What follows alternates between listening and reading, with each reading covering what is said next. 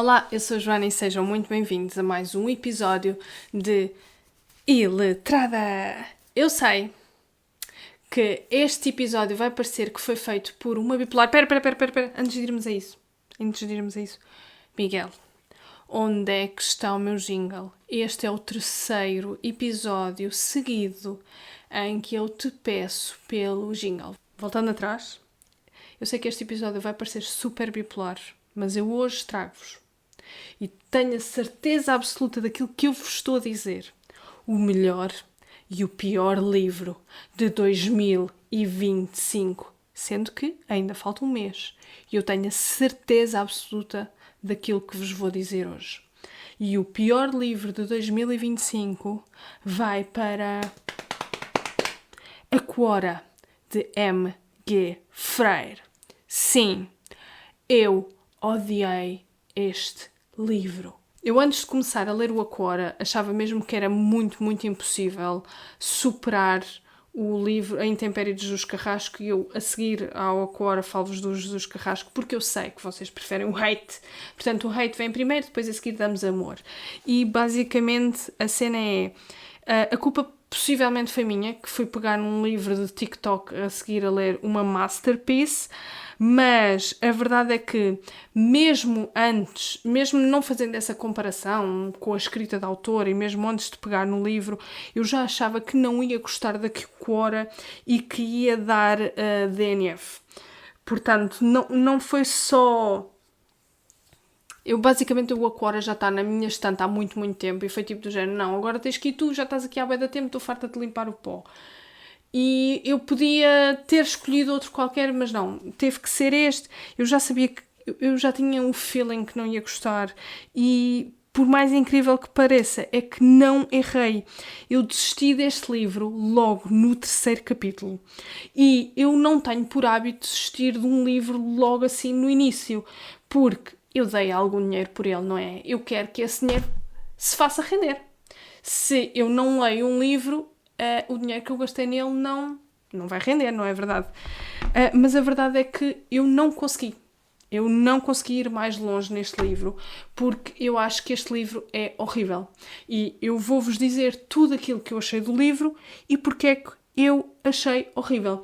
Mas antes disso, além de este livro ter sido basicamente um atentado à minha carteira, eu aprendi uma valiosa lição, que é não acreditar no BookTok nem no Bookstagram. E se houver ali alguém que esteja a ouvir e que tenha gostado deste livro, por favor, digam-me como é que conseguiram gostar disto. Porque eu não consegui encontrar nada bom. O livro é muito grande e vocês já sabem que eu tenho aversão a livros grandes. Portanto, eu vou guardá-lo na estante para o caso de ter alguma quesilha com um vizinho, porque é assim... se vier a polícia depois de uma quesilha e eu disser, olha, eu atirei-lhe uma pedra ao focinho porque estava enervada, pronto, eles obviamente é tipo, a senhora teve a intenção de agredir o vizinho, não é? Mas se eu disser, olha, eu estava a ler e ataquei-o com o livro porque era o que tinha à mão e passei, pronto, é um bocadinho diferente, não é? Ninguém vai pensar que eu, efetivamente, fui pegar num livro para atacar o vizinho. Mas a verdade é que este livro é muito melhor como arma numa luta de calhaus do que como livro. Portanto, é para usar. Vou guardá-lo, pronto, sei lá, quesilha com o vizinho, entrar num assaltante em casa. É óbvio que eu vou... Pois, devia de guardar este livro na mesa de cabeceira. Mas ele é muito grande, cria muito pó, depois pode-me trazer ali problemas de alergias, não sei o quê. Ok, está à venda. Se quiserem comprar, comprem. Eu percebi... O problema deste livro é que eu percebi logo na primeira... Primeiro, eu já fui perdendo do livro, completamente naquela... Eu vou odiar esta merda, está-me a cheirar já daqui. E depois, logo na primeira página... eu percebi logo porque é que o livro era tão volumoso. E digam-me se conseguem adivinhar. Se o meu mood já era de ódio, Pelo que podem imaginar como fiquei quando descobri que a primeira página era uma descrição exaustiva de um lugar que um dado personagem, que ainda nem sabia o nome, se está a despedir e ao qual não tenciona voltar. Pois, uma introdução muito semelhante a quê? Aos Maias. E o que é que eu fiz aos Maias? Não os li. Mas atenção, que não melhora. Toda aquela descrição era, na verdade, uma introdução a um suicídio de uma personagem que eu não conheço. Devido ao puro desgosto pelas primeiras 2 páginas, fui ler a contracapa, coisa que devia ter lido antes de comprar, mas como eu sou burrinha, confiei na opinião dos outros. E então fui ler a contracapa para tentar perceber qual é que tinha sido o devaneio que me tinha dado para adquirir aquela obra. E eu, nas minhas notas, não escrevi obra, escrevi merda de livro. E então acabo por descobrir que o suicídio das primeiras páginas é o avô da personagem principal. Esta personagem também, ao que tudo indica, vai o quê? Falecer. Excelente! É a possibilidade do livro ficar bom, que já era uma equação exponencial e tendia para 0, fez algo impossível em matemática, ultrapassou o eixo do X e alcançou valores negativos. Recém-chegada à 4ª página, a personagem principal, que ainda não sei o nome, acorda com um despertador. Atenção! Mas não é um despertador qualquer, é um despertador físico e não o telemóvel. Agora digam-me, quem é que é um adolescente que nos tempos de hoje em dia usa a merda de um despertador físico e não um telemóvel? Digam-me. Eu não conheço ninguém. Eu até estava aqui a tentar usar a técnica da sanduíche de elogios e críticas, mas a Freire não me está a ajudar. E isto é só uma sanduíche de quê?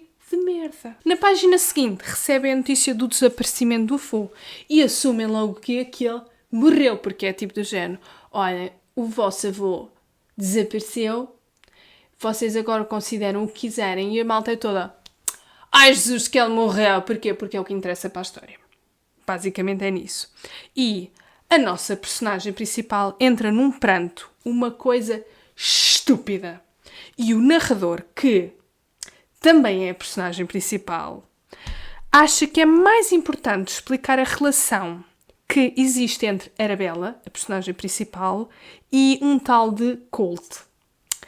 E eu tive que dar aqui o spoiler dos nomes das personagens, agora que não aparece logo lá nesta altura o nome das personagens, mas tive que dar, porque senão isto ia ficar muito estranho, o meu resumo daqui para a frente. Então, num aleatório dia de semana, o melhor amigo de Arabella, que, e cito, o único rapaz que beijei, está lá em casa a dar-lhe apoio emocional. Quando, obviamente, a Arabella está a pensar, e isto é citação do livro, voz rouca que não é ainda a voz forte de um homem, o avô dela morreu. Achas que era nisso que ela estaria a pensar se tivesse acabado de receber a notícia que o avô morreu, que é o melhor amigo ainda não tem vozinha de homem? Eu acho que isso passava, sei lá, para segundo plano. Ela já tinha pensado sobre isso há umas semanas atrás. Não era algo que lhe viria à memória naquele momento, não é? Não é oportuno. Não achas, Pereira? Eu acho.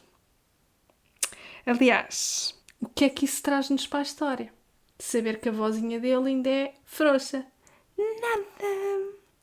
E assim, eu não passei do 3º capítulo, é verdade. Mas o que me deu a ideia é que esta personagem, o Colt, apareceu apenas nestas páginas iniciais para servir de comparação com o guerreiro subaquático, tipo Homem-Água, não sei como é que se chama aquele coisa da Marvel, mas vá, o Khal Drogo, por quem a Arabella se vai apaixonar, algures no meio deste livro.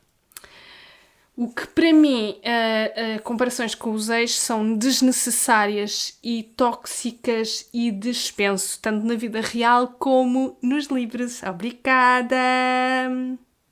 E comparar relações e namorados é coisa de quem precisa de terapia e de que não está resolvido. Sim, é uma dica, meu amor. Chegou a tua hora. As desassociações entre a personagem principal e o narrador que recordo são a mesma pessoa, continuam a suceder-se nas breves partes que li, apesar de pouco prolongada. Foi uma leitura muito sofrida, me coloca muito nisso, que só piorou quando chegam ao Brasil. A família toda e o amigo, que não tinha mais nada para fazer, e a autora escreve: tratamos do funeral. Oh, sua! Mulher do Norte que é a minha, calma-te um bocadinho, se faz favor, que isto é um podcast. E quem edita o áudio sou eu, tá bem? Portanto, nada de gritaria nem nada, porque eu depois vou ter que baixar essa parte, tá bem? Tá, obrigada por me respeitares.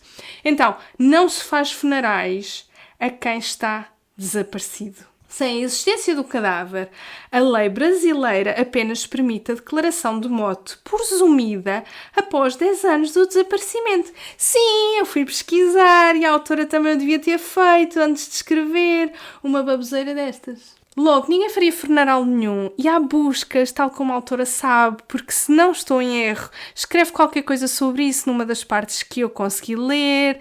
De todas as formas, explico que quando existe um desaparecimento no rio são efetuadas buscas desde a zona do incidente até à foz, dependendo da velocidade e das características do rio, e ninguém é declarado morto ou lido o testamento logo após o seu desaparecimento.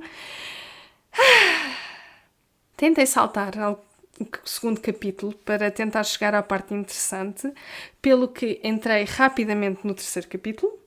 Ao contrário de outros livros que li e comentei aqui neste podcast, apesar das poucas páginas pelas quais passei os olhos, não encontrei erros ortográficos ou tradução, sendo que eu acho que a história foi escrita em português, portanto aqui não há tradução. Porém, esta história está muito mal escrita, existe pouca criatividade e junta fórmulas clichê demasiadas vezes usadas e repetidas por tantos autores. Os diálogos são infantis e os cenários e as situações criadas podiam ser escritas por um extraterrestre que nunca tivesse estado no nosso planeta, mas tivesse lido livros. Tal é o desfazamento com a realidade. Se a Quora não fosse uma edição de 2021, diria que teria sido escrita por inteligência artificial, obviamente.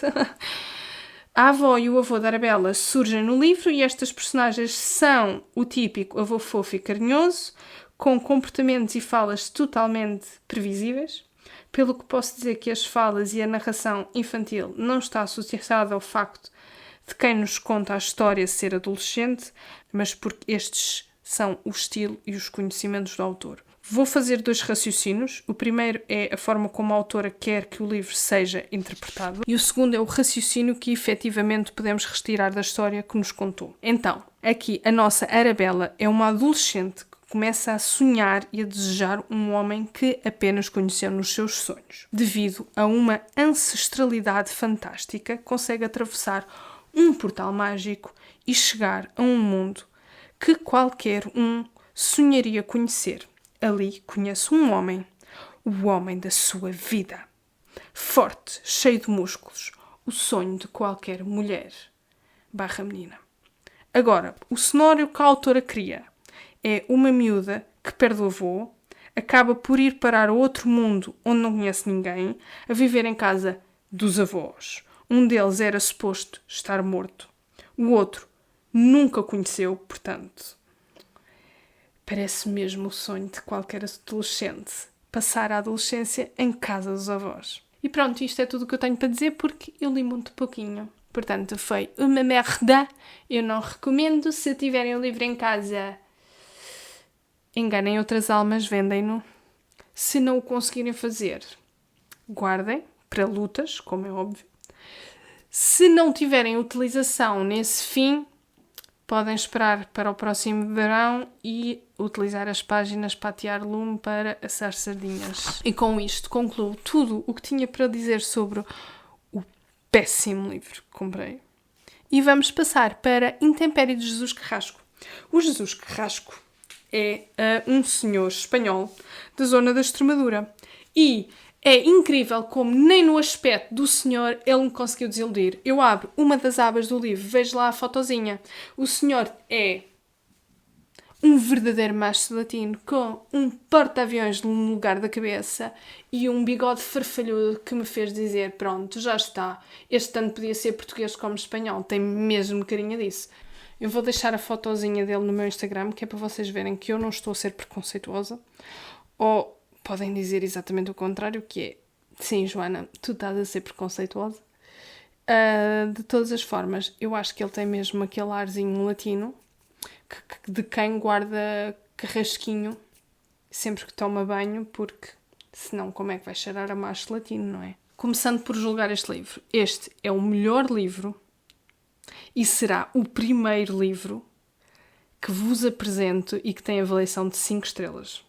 Não tenho qualquer defeito a apontar ao livro, tirando o pequeno pormenor de que esta história tratou o meu coração com total desprezo, fazendo várias vezes as lágrimas tocar-me a saída dos meus sacos lacrimais. De tão cruel e crua que é. O livro tirou-me o chão de tal forma que só não fiquei uma noite inteira a lê-lo porque não me deixaram. E tive que ir trabalhar no dia a seguir, que isto é assim, devia de ser crime. E deviam de pensar em fazer uma baixa para estas situações, que é as senhoras que gostam, as senhoras e os senhores, pronto. Os ouvintes, ai foda-se que eu não estou a chegar lá. Todas as pessoas que leem um livro e que começam a ler um livro num dia à noite e depois no outro dia têm que ir trabalhar, deviam ter acesso a uma baixa autodeclaração de doença, porque é assim, nós não estamos capazes para largar aquele livro e ir-nos apresentar ao trabalho no dia seguinte, porque a única coisa que a gente faz é pensar na puta da história. E eu vou-vos já confessar, eu li este livro em horário de trabalho e eu digo isto na total fé de que nem os meus colegas de trabalho, nem o meu chefe ouvem o podcast, porque só virem estou colhada. Estão a perceber? Olha, mas é assim, foi só 5 minutinhos. Só virem, se vocês ouvirem o podcast, foram só 5 minutinhos. E foi enquanto eu estava à espera do programa, portanto não foi nada de especial. A capa deste livro tem uma daquelas frases que nós podemos chamar de clickbait, acho que sim, que nos diz assim: não nos sai da cabeça, é um daqueles livros que nos transforma depois de o lermos. E foi pela primeira vez que eu apanhei uma frase destas escrita num livro que era verdade e que se adequou verdadeiramente ao livro. E então, a história inicia-se com um menino escondido aos pés de uma oliveira, tapado no meio da terra e de paus. A imagem é horrorosa, com a descrição do aspecto da criança coberta de terra, que apenas piora quando um dos senhores que supostamente está à procura deste menino lhe urina em cima sem dar por isso. Este autor é sádico com o leitor, portanto preparem-se, seguirem o meu conselho e forem ler este livro. Nós ainda não sabemos as razões que levaram o rapaz a fugir, mas a história há de as revelar.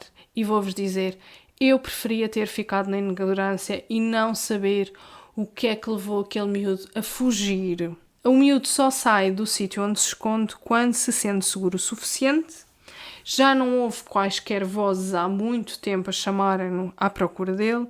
E nesse momento ele sai do esconderijo e dirige-se para norte.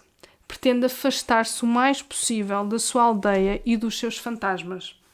Mas o seu desespero pelaquela fuga era tal que ele não se preparou o suficiente, não levou mantimentos e ao fim de muito, muito pouco tempo está cheio de fome, sede e já não sabe o que fazer. Sem outra forma de poder continuar o seu caminho vivo, tenta roubar um estranho, um velho pastor de cabras. Este, em vez de o aceitar como toda a gente o tinha feito em toda a sua vida, dá-lhe o precioso alimento de que precisa. Nesta história ninguém tem nome e, portanto, podemos nos imaginar a todos ou podemos imaginar outras pessoas, mas a verdade é que ninguém quer... A realidade é que ninguém vai querer viver aquilo que aquele menino viveu. Eu acho que isto não é uma história real, é ficção, não tenho a certeza, mas acho que sim. Acho que é muito duro para ser real, mas a verdade é que ninguém ia querer desejar viver a história deste menino.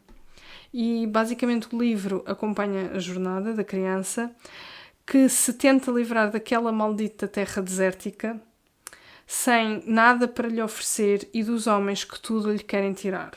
O rapaz, sem conhecimentos para sobreviver e fugir dali, apoia-se no velho pastor que tenta roubar. Só que este pastor também já está muito velho e as suas forças para viver e sobreviver às provocações a que são sujeitos é muito, muito pouca. Então os dois juntos tentam encontrar um caminho por entre a aridez do deserto e a maldade do aguazil que traga uma réstia de futuro ao malfadado rapaz. Se a história do rapaz me deixou perturbada e enredada sem conseguir deixar de pensar em tudo o que uma pessoa pode sofrer sem querer deixar de viver, o livro dá-me ainda outro murro no estômago.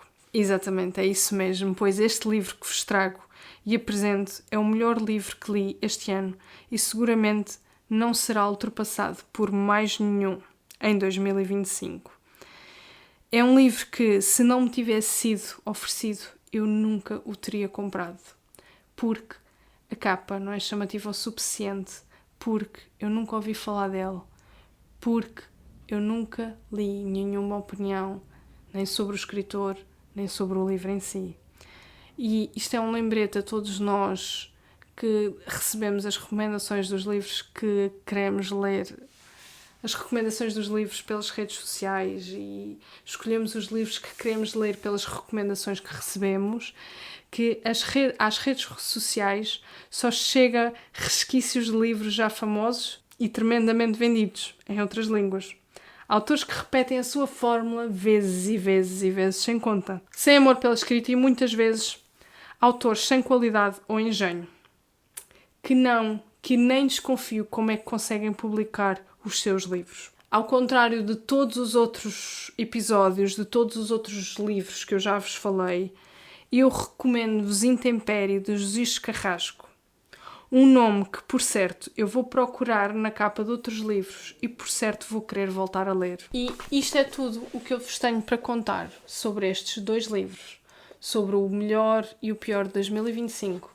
Não é que não vá haver episódio em dezembro que vai, mas eu já li e já sei o que é que vou dizer no episódio de dezembro, portanto, estes são mesmo o melhor e o pior livro de 2025. E não se esqueçam, se gostam de me ouvir, não se esqueçam de subscrever o canal se estiverem no YouTube e de me seguir no Spotify. Obrigada e um bom mês!